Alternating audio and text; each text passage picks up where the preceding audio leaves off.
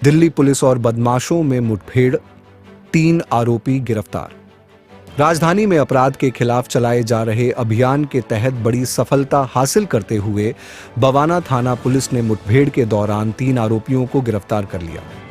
जानकारी के अनुसार बदमाशों ने कारोबारी को दौड़ा दौड़ा कर गोलियां मारी थीं, जिससे उसकी मौके पर ही मौत हो गई थी। इस हत्याकांड के बाद पुलिस ने कई टीमें गठित कर आरोपियों की तलाश शुरू कर दी थी।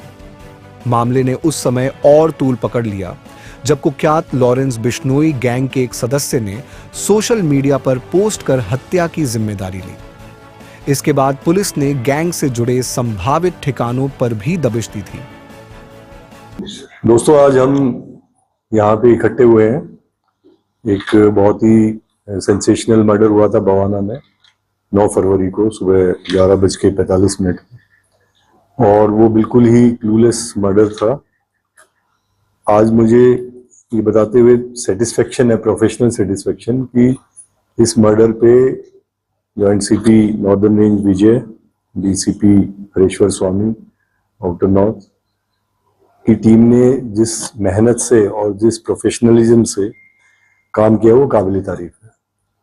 इसमें सबसे इम्पोर्टेंट बात यह है कि ये केस क्लूलेस होते हुए, जनरली क्या होता है जब इस तरह के केसेस होते हैं तो special cell, crime branch, special staff, वही लोग इसको क्रैक कर पाते हैं। इस केस में जो सबसे इम्पोर्टेंट चीज यही है कि बवाना पुलिस स्टेशन की टीम, जिसमें एएसआई बलवान, हेड कांस्टेबल पवन वगैरह ऑफिसर्स हैं, इन्होंने अपने बल पे जो केस जिसमें कोई क्लू नहीं था, इन स्टाफ ने इतनी मेहनत से काम किया।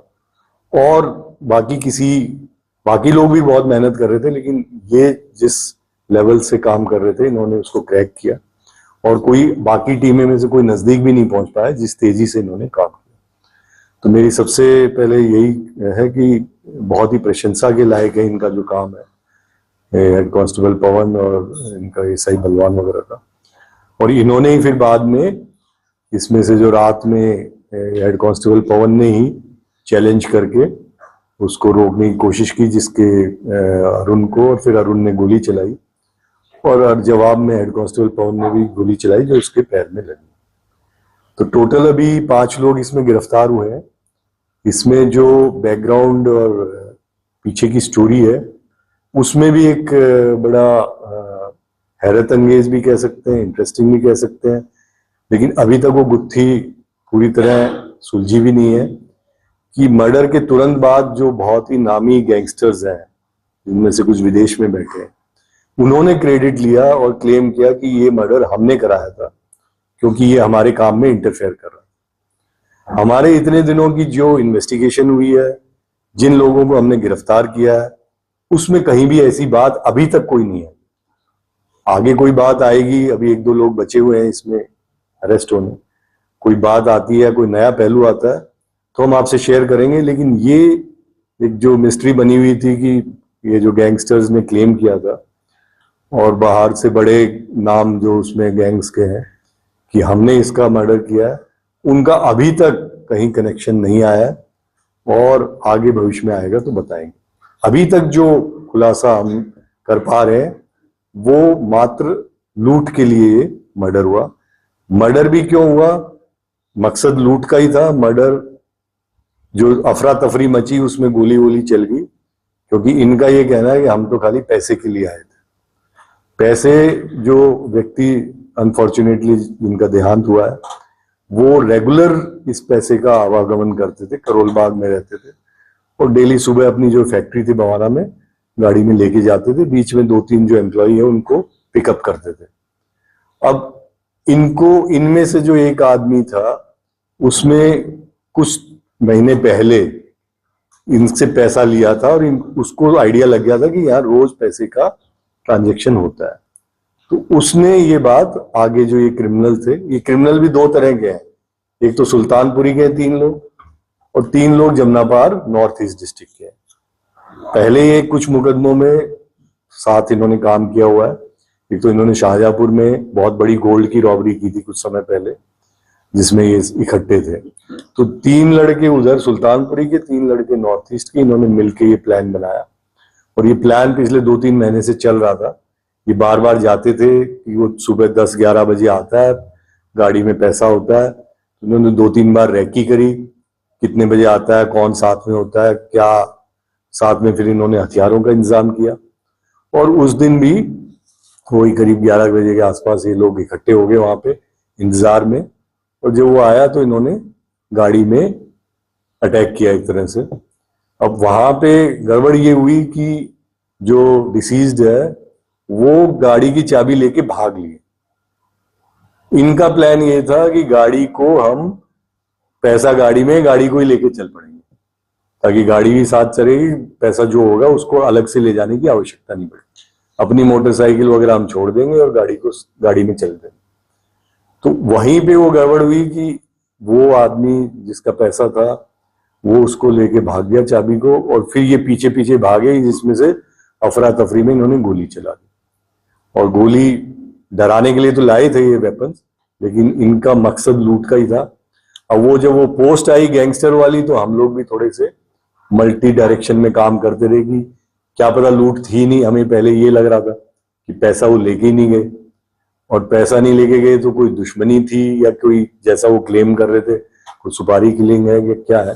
तो इन सभी मल्टीपल फैक्टर्स पे काम किया। हमारे ऑफिसर्स ने बहुत अच्छा काम किया है और मात्र 5-6 दिन में इसका पूरा खुलासा हुआ है। इसमें हजारों सीसीटीवी फुटेज चेक की गई, बहुत सारे सीडीआर एनालिसिस वाले भी यहाँ पे आए हुए हैं, उन्होंने भी बहुत अच्छा काम किया। और कुल मिला के केवल एक थाने की टीम ने इतने बड़े केस का खुलासा किया, सबको गिरफ्तार किया, वो बहुत ही काबिल तारीफ है। और मैं सभी को कॉन्ग्रेचुलेट भी करता हूँ, शाबाशी भी देता हूँ कि इतना अच्छा काम इन्होंने किया। किसी को कुछ मेजर जैसे मैंने बताया, इनकी जो क्रैक टीम है उन्होंने लगातार पूरे बवाना एरिया, फिर आउटर नॉर्थ, फिर नॉर्थ वेस्ट, पहले हमें लग रहा था कि जीटी रोड से ये शायद हरियाणा की तरफ चले गए, वहां पे भी दूर हरियाणा तक भी देख के आए, वहां पे भी नहीं मिला। फिर वापस दिल्ली आए, फिर इन्होंने जमुना पार का ट्रेल ढूंढा, फिर जमुना पार में आगे जाके ट्रेल ढूंढा। तो ब्रेक थ्रू इसी टीम ने लगातार मेहनत करके फुटेज के थ्रू लिया। सर गाड़ी में कैश कितना था? देखो, हमने इस दुर्दांत घटना के बाद बहुत ज्यादा इस बारे में चेक नहीं किया, लेकिन जो सुनने में आया था कि 1-1.5 के आसपास हो सकता है, क्योंकि हमारा फोकस मर्डर पे ही रहा, पैसे के ऊपर। लेकिन जैसे आप कह रहे हैं कि लॉरेंस की नहीं थी और ये अपने मैं ये नहीं कह रहा हूँ कि किसके थे या किसके नहीं थे, मैं ये कह रहा हूँ कि अभी तक के इन्वेस्टिगेशन में कोई तार जुड़ता हुआ नजर नहीं आ रहा। और हमारे लिए भी ये वो एक पहलू है जिसका आगे कभी खुलासा हो सकता है कि उन्होंने क्रेडिट क्यों लिया इसका, उन्होंने ये पोस्ट क्यों डाली कि हमने करवाया, हमारे काम में दखलंदाजी कर। इसका अभी तक इस केस के इन्वेस्टिगेशन में कोई खुलासा नहीं हुआ है, और ये गलत क्लेम था या क्यों किया उस पर अभी काम हम कर रहे हैं, उस पोस्ट को भी देख रहे हैं कि क्यों लिया वो क्रेडिट। सर आपने कहा सर जिस प्रोफाइल से वो पोस्ट की गई है, क्या वो ऑथेंटिक प्रोफाइल है या फेक प्रोफाइल है? वो वीपीएन के थ्रू है, उसमें हमारा स्पेशल सेल इफ्सो भी काम कर रहा है, तो वो आया तो फॉरेन से ही है, लेकिन क्यों किया ये प्रश्न अभी, इसका खुलासा अभी नहीं कर सकते, क्योंकि हमारी इन्वेस्टिगेशन में कोई तार अभी तक नहीं जुड़ पाया उससे। सर आपने कहा कि इसमें से किसी ने एक पैसे लिए से पता था, तो क्या वो पहले से यहाँ काम कर रहा था या इन्हीं होना वाले थे? देखो, जो लोग पैसे का काम करते हैं उनके यहाँ कई बार इधर उधर से पैसे आते हैं, कई बार कोई बिजनेसमैन पैसा लेने भी भेज देते हैं। तो उन्हीं में से जो एक आदमी है ये रवि करके, ये 2-3 बार वहां से पैसा लाया, तो इसको लगा कि इसके पास पैसे का रेगुलर काम है, तो इसको टारगेट जब भी करेंगे तो पैसा मिल जाए। पांचों में रवि भी शामिल है, जिसको अरेस्ट किया? पांचों में रवि, इन्फॉर्मर भी शामिल। सर ये लोग मुझे तो है वरुण बताया जा रहा है कि रोज आप करते हैं, ये हमारा काम है। देखिए, इन चीजों में अभी पढ़ना ठीक नहीं है, लेकिन जो पैसे का रेगुलर काम कर रहा है तो आप अंदाजा लगा सकते हो किस तरह। ठीक है, थैंक यू।